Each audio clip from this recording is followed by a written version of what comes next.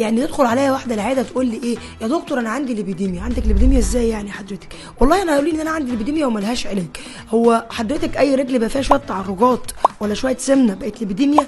لا طبعا الكلام ده مش صح. الليبيديميا بتحصل في الدراعات وممكن تحصل في الدراع وفي الرجل. السيلولايت بيحصل في الرجل بس، ما بيحصلش في اي حاجه تانية. خلي بالك الليبيديميا بيكون معاها تورم، بيكون معاها وجع، بيكون معاها الم مش محتمل، فلازم بنعمل سونار وبنعمل تشخيص وبنروح لدكتور يتاكد بالاشعه بتاعتنا وبالفحوصات انت عندك ليبيديميا ولا لا.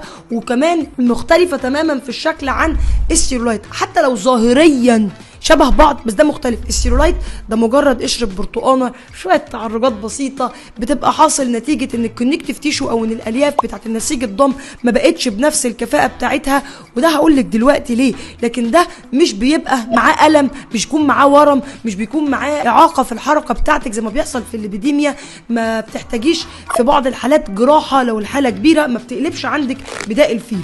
طيب ايه اسباب الليبيديميا؟ اسباب الليبيديميا بتبقى غالبا مشكله في الجهاز الليمفاوي والتصريف عند السيدات. اما السيلوليت ده بيكون سببه اما كورتيزول، اما ادويه منع حمل، اما بيكون نتيجه ضعف في العضلات او ضعف في التصريف الليمفاوي، ولكن مش مشكله في الجهاز الليمفاوي، ضعف فقط في التصريف.